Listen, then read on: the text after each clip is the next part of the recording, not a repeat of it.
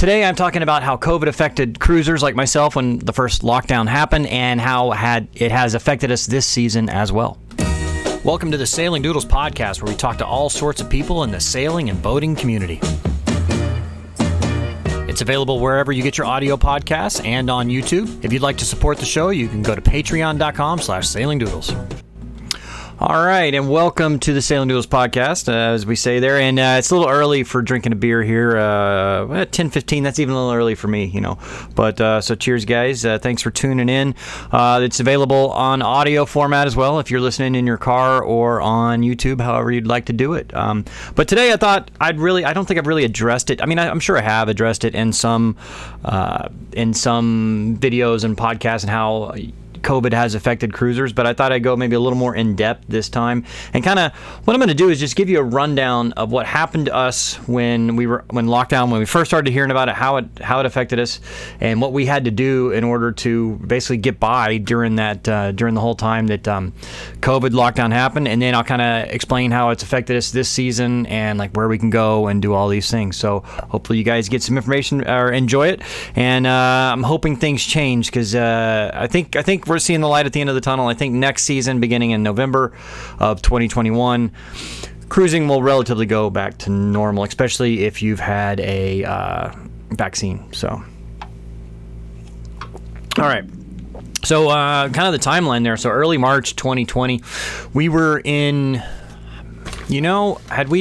I don't remember if we were in Dominican when we first started. We might have been in Dominican Republic when we first started hearing rumors, like in February, of some kind of, virus going around in China. But, again, it was kind of, actually, you know what? I'm going to pause this for 1 second. All right, sorry, I had to adjust my levels there. It wasn't looking quite so good.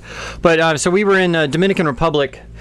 And, we just started hearing about it. But, I mean, it's like the boy that cried wolf, right? I mean, we heard about SARS back in the day, and then we heard about MERS and all that stuff. And you're like, okay, well, there's this weird new disease coming out of China.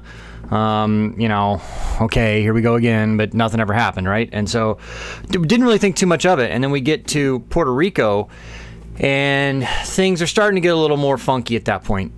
You're starting to see less people out. Hadn't really seen too many people, or the bars weren't as crowded, the restaurants weren't as crowded. It was still a fun time though. We were having a good time. And then I don't know, like March 16th, that's when things got serious. That's when Puerto Rico went under full lockdown. And we didn't know how bad things were or how not bad things were back then. When we first started hearing about it, you're hearing like, okay, we got 5% death toll or something, and you're like, man, that's that could be that's tens of millions of Americans alone, not only world population. So I think everybody pretty much overreacted in the beginning. But, I mean, we didn't have good information. We just did not have good information. And so Puerto Rico locked down hard. And they went, and a lot of places did this, but Puerto Rico did it exceptionally hard. They went to a full-on total lockdown. You were not allowed to leave your house unless you're going to a grocery store or to get, a pharmacy. That was literally it. You're not allowed. And all non-essential businesses closed. And unfortunately, they considered, okay, we were very lucky, the timing of things, because we had just gotten to Puerto del Rey, the marina, on the 16th. Or on the 15th. Maybe it was the 14th. I'm not sure. But we had rented a car because we were planning to go to San Juan and hang out. And we actually did go to San Juan for a little bit. We rented a car. So they closed the marina, because they considered it a non-essential business, which, I mean, I get it. For recreational boating, they didn't want people going out on partying on their boat. But we lived on our boat. We live on our boat, and they shut the marina down. Couldn't go in and out of the marina. Actually, we could go in and out of the marina because we had special permission because we actually lived on our boat. But if you did not live on your boat, you're not allowed to go in and out. There were no services at the marina. You could not get fuel at the marina. If anything broke, you couldn't get it fixed. And so it was just, it was a bad time because we did have a problem. We couldn't get... And it was actually the marina's problem. We couldn't, it was partly our boat, partly the marina. So the inverter charger we had on the boat back then had a problem where it wouldn't accept voltage over I had a 220 plug, or 240 rather, 240 volts in, but it's got two legs, right? It's got two 110 legs or 120 legs. Well, if the voltage on any of those legs was over 125 or 127, something like that, my inverter charger would not accept power. Well, the voltage was like 127 or 128, and so I could not get power from the dock. Okay, so that's a bad enough problem, because I don't have. It means I have to run my generator or whatever, because I didn't have enough solar to do that. Well. And then, so the marina couldn't fix the problem because they weren't allowed to have their employees come to work. I couldn't get anybody to work on my boat because nobody was allowed to work on boats. I couldn't even get parts shipped here because UPS and all that stuff wasn't running. The only way I was able to fix it is, and all the automotive stores were closed. All the hardware stores were closed. Only things that were open were gas stations, grocery stores, and pharmacies. So luckily they considered Walmart a grocery store. And I had to go, and I went and bought one of those car battery chargers, but it was like a 3 or a 5 amp charger, which is not enough to power the boat, and it wouldn't stay on, and it was so I was basically plugging in to the outside, running an extension cord in, and putting that battery charger on my batteries, and it just wasn't enough. But it was just annoying, couldn't get anything done, and the only reason I was able to go do all that is because we had rented a car before they locked down. Had we not rented that car before they locked down, we would not have been able to rent a car, couldn't get a taxi, and it was too long of a walk. I mean, it's like a 5-6 mile walk to go to the grocery store, or maybe even further to go to Walmart, and maybe 10 miles to go to Walmart. So think about, we were trapped, and if we didn't have that rental car, and it was just a gross overreaction, because I don't know. It just was. And so it was really a bad situation we were in. We couldn't do much there. So and then they weren't allowing boaters to leave, right? So they considered a sailboat or recreational boating. And so they weren't allowing you to leave the marina on your boat. They weren't allowing you to come in on your boat. They weren't allowed you to go for a day sail. They weren't allowing any of that. So what we ended up doing is, because we couldn't do anything there. We couldn't get work. We couldn't fix the boat. We couldn't do anything. And so we left an hour before dawn out of the marina, turned off our AIS, which AIS is like your tracker on the boat. It's kind of like an airplane's transponder. And we left before dawn and turned everything off, running silent. I mean, we had I don't remember if we had our lights on just to get out of the marina. But once we got out of the marina, we turned them off. And then we went for St. Thomas, because luckily they weren't patrolling by then. Within a week after that, the police started patrolling and not letting boaters go out, and they were fining them and doing whatever after that. And so, but we left and we went over to the U.S. Virgin Islands, and things were much better there.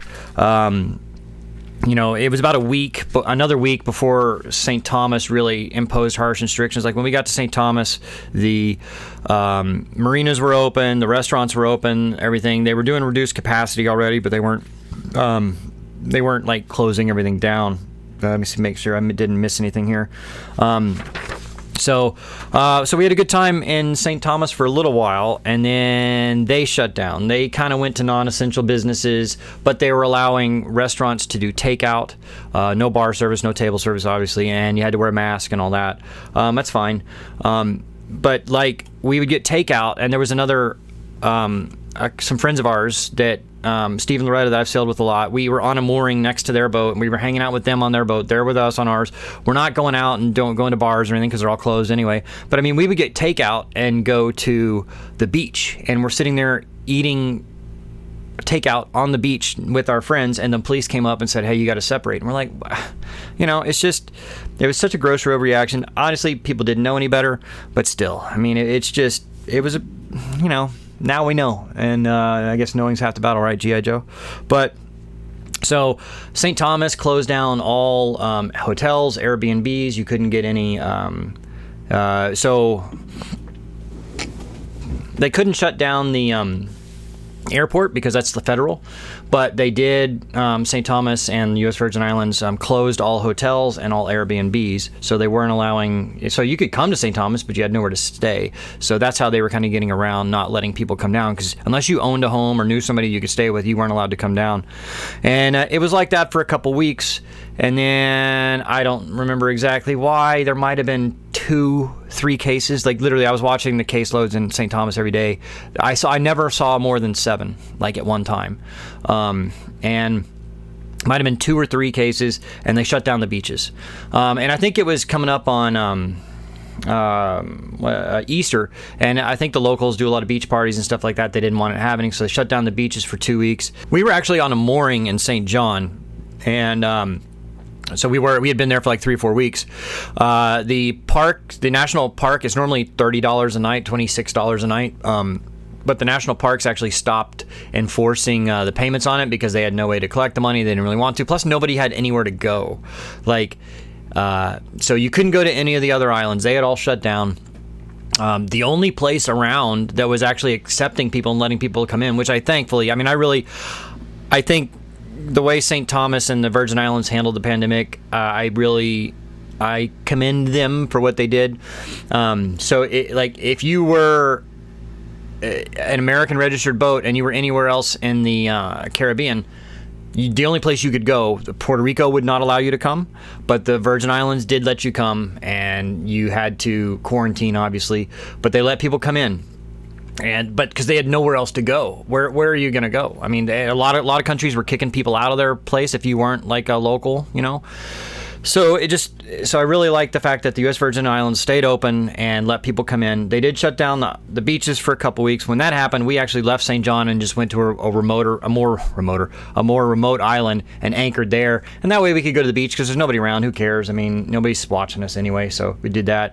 And then when they kind of lifted the beach ban, we went back to St. John and we're next to our friends again. And we would just go to the beach every day. Like literally, we would go to the beach for lunch because there was takeout at this little bar there. And they would actually, bring us takeout food and then serve us drinks on the beach, which was kind of nice. But there was only at most we would see 7 or 8 people on the beach. It was us 3, basically 2 or 3, and then Steve and Loretta, and then there was another guy named Ray who you probably met a couple times, and it was actually a lot of fun because we had the whole beach to ourselves, and we'd bring some cigars and a cooler and a little stereo, and we just hung out on the beach every day. It was quite nice. But then the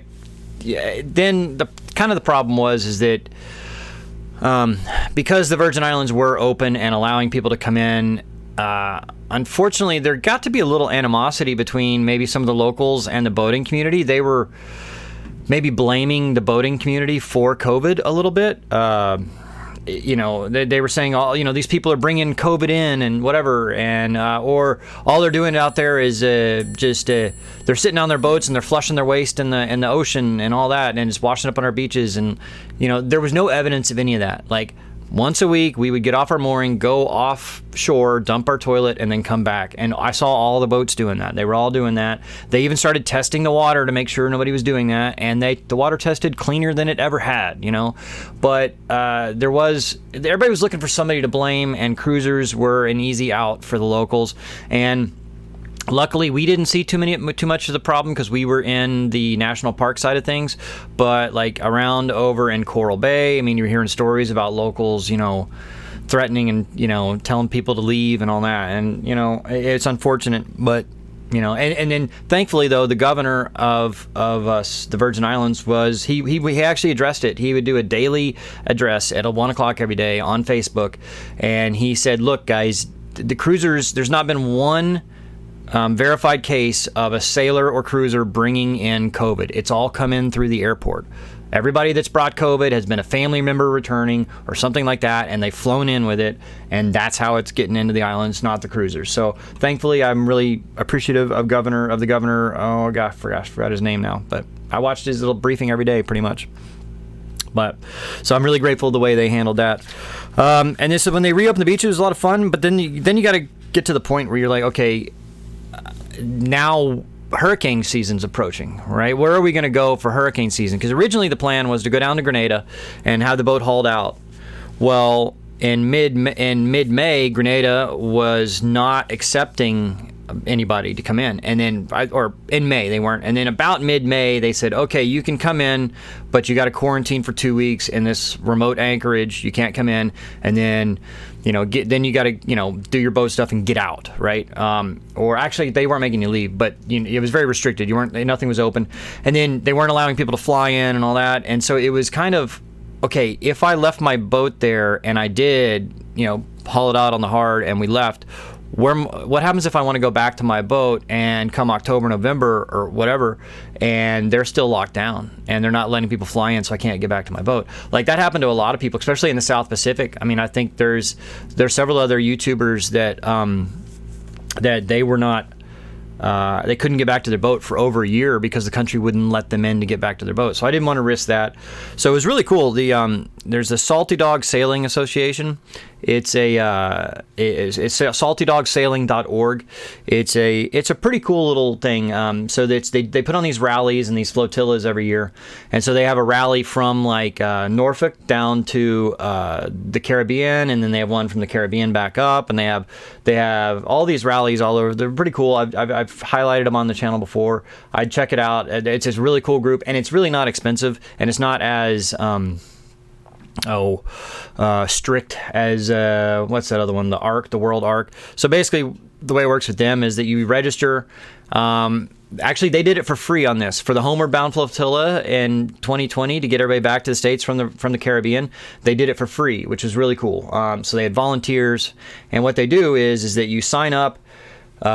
Most people have some kind of tracker on their boat, be it a spot or a inReach or predict wind or something. So you send them your tracker information and how they can contact you either by HF or by, sat phone or email or whatever. You register with them, and then they help you set up all the paperwork. So they help you get the clearances you need to do. So they helped us get clearance to stop in the Bahamas on the way back in case we needed it for fuel, right? And we ended up really not needing fuel, but so it was really neat. So May 20th, over 100 boats. I think it was 120 boats, all left from the Caribbean at the same time, and it was pretty cool seeing everybody's track because they had a little map where you could watch everybody's track as you're going, and you can see as long as you had internet. Like, once we got offshore, we didn't have internet, but when we were close enough to an island, we could pick up internet and see where all the other boats were, and it was really cool. We buddy boated with our friend Steve and Loretta on their boat, and we stayed with them. I mean, within a couple miles of them the whole way, and it was really cool. Like, they weren't slowing down for us, we weren't slowing down for them. We just happened to be pretty well matched boat speed. Like, at certain points of the wind, they're in a catamaran, they'd be faster downwind, and certain points of sail, we'd be faster. So it was really cool. We stayed with each other the whole way. And then, about 4 days into the sail, we get notification from Salty Dog saying, hey, there's a pretty big weather system. You guys need to pull over in the Bahamas and wait it out. So, I mean, because we could see the weather system coming. It was pretty cool. And basically saw the weather system coming. We went to Long Island, and about 15 or 20 other boats went there. Some of the other boats kind of got caught in it, depending on how slow or fast they were. That's just kind of the way it goes. But it was really fun. It was 2 nights sitting there in the Bahamas. It was a nice way to break up the trip. We actually went ahead and got fuel. We didn't really need it because we'd hardly used any fuel at all. We sailed pretty much the whole way downwind.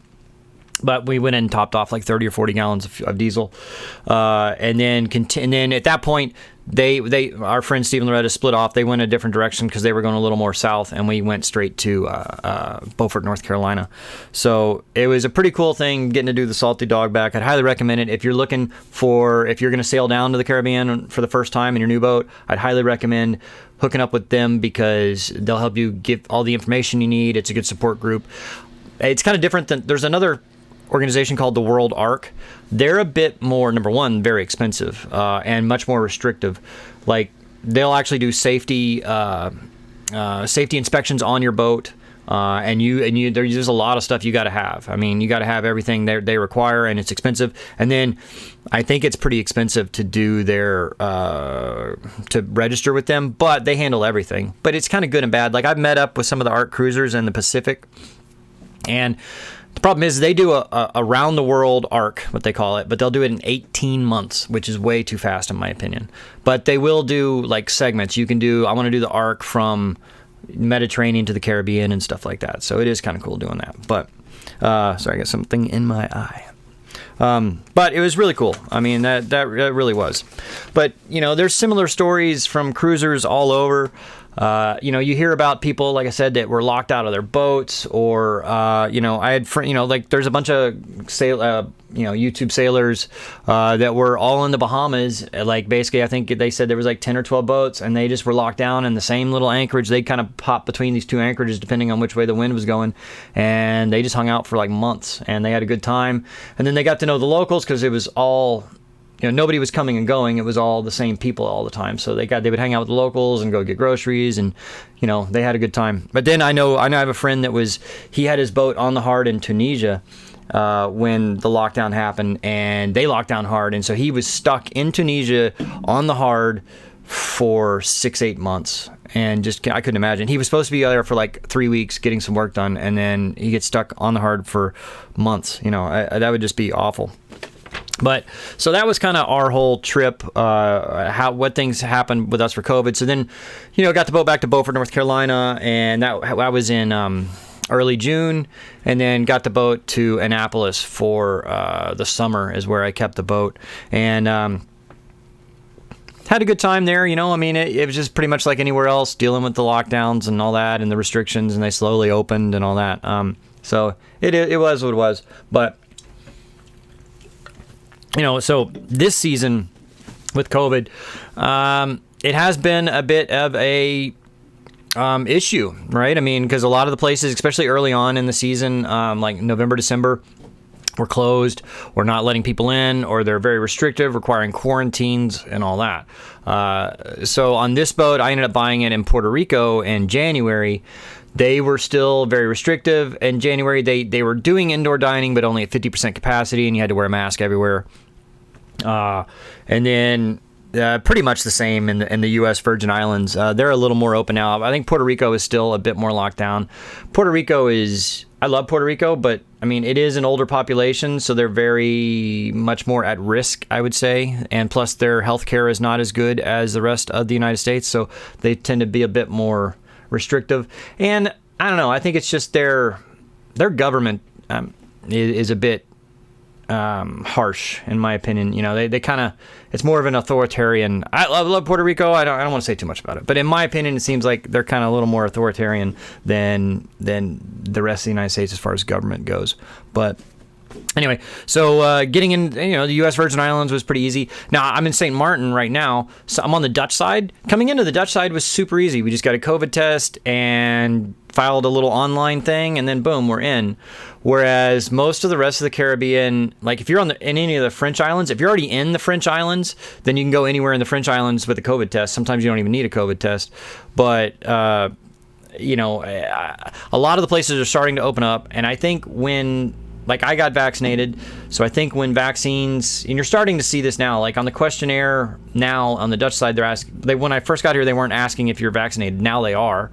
So I think in a matter of weeks or months, it's going to be, okay, you can come in if you're vaccinated. And I think you're going to see a lot more of that. So I think by the time next cruising season rolls around, so right now, cruising season's wrapping up. This place, there's so many boats that have left here. There's very few boats left here. Because a lot of people's insurance, June 1st is hurricane season. My insurance, I'm covered in the Caribbean during hurricane season. There's a few restrictions, so I'm not too worried about it. But so I'll be in about 3 weeks. In 2 weeks I'll leave here, go through the USVI, and then end up in Puerto Rico, and then I'll haul out in Puerto Rico, and that's where they have a hurricane tie down reserved, and basically that's where I will keep the boat during hurricane season, and I'll return to it in late October and get sailing again. But that's kind of what I'm doing now. But anyway, I think by next October, November, I think as long as you're vaccinated, you're going to be able to go anywhere you want to go, really. Maybe still you need a COVID test occasionally sometimes, but I think it's going to be a lot easier. Here's hoping. So, I don't know. I think if you're planning to go cruising, I think this next cruising season is going to be really busy because so many people didn't get to go last season. So many people are buying boats right now for this reason. I think the boat market is really hot, and so I think a lot of people are planning on doing this. I think this next season will be really busy with cruisers, especially probably leaving the East Coast, going into the Bahamas. I bet you the Bahamas is packed next season.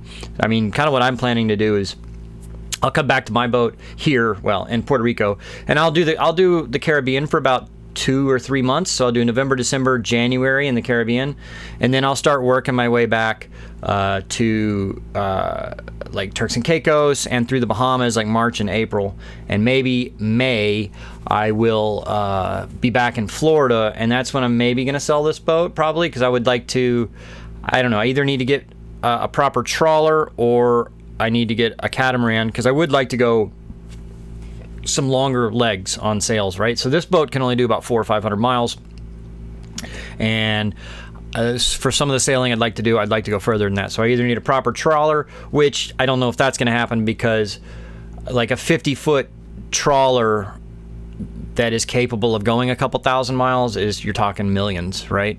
Or $1 million or 800,000 or something crazy like that, right? For a 10-year-old one, right?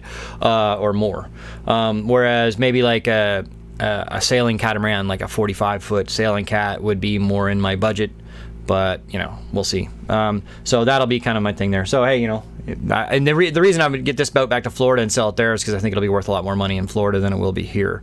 I think I got a pretty good deal on it, and I've done quite a few upgrades, and so I think I'll definitely be able to sell it for more than I paid for it, and especially in Florida. So anyway, hey, keep an eye on, maybe if you're interested in this boat, talk to me in next April, March or April. But anyway, guys, I don't know. Did that answer all your questions about COVID and all that? I mean, there hasn't been really many cases down here in the Caribbean. I mean, like, I think it's unfortunate right now, like in St. Martin on the Dutch side. So last week, I mean, it was business as usual, right? No masks in restaurants, bars, services open. I mean, the bars are crowded, whatever. And then, I don't know, I think there's like 7 cases or 5 on the whole island now. And maybe, I think it's less than that. I think it's like 5 or 3 even. So I'd have to look it up on there. Last time I looked, I think it was 5. And the Dutch side now closed. They're not doing a curfew, but at 11 p.m. all bars and restaurants have to close. On the French side of the island, so it's like split in half, they're doing a curfew at 8 o'clock. So you have to be home by 8 o'clock. So if you're on the Dutch side and you live on the French side and it's 8:15, they've got the bridges shut down and the police, and you're not allowed to get back. So, and then vice versa, you can't leave if you're stuck there. So anyway, that's kind of one of those weird things. But that's the way it is. So, but I think all that's going to be, I think maybe this is the last little lockdown they're going to do. I really enjoyed it here so far. I've been here for about a month. And the reason I've stayed here is because it is so open. I mean, everywhere else in the Caribbean, it's mask required everywhere. And, restaurants and serving is limited. Here it's not. I mean, it's been a lot of fun. I kind of made a good friend group here with other sailors and cruisers. Unfortunately, a lot of them are leaving now. A lot of them in the last like 3 or 4 or 5 days since the end of May and early June, 3 or 4 of my 4 of my boating friends have left. So I still have a few friends that live on the island, but they're all planning to leave by the end of June. So I'll be getting out here in the next couple weeks, but anyway, hopefully that answered some of your questions about COVID-related stuff. Leave me a comment down below if you would like to chat a little more about it. So anyway, thank you guys for watching. Please click that like and subscribe button. And remember, if you'd like to listen to this in your car or any of the other, I've got like 15 or 20, I got no more. I have like 30 episodes now. If you want to listen to some of the podcasts, you can go on Spotify, you can do iTunes, whatever. You can listen to them in your car. Some of them are a lot longer, 2 or 3 hours, I'm sorry, not 2 or 3 hours, an hour or some more. But a lot of them are about 20, 30 minutes like this. So thank you guys for watching. Thanks for clicking that bell, and talk to you later.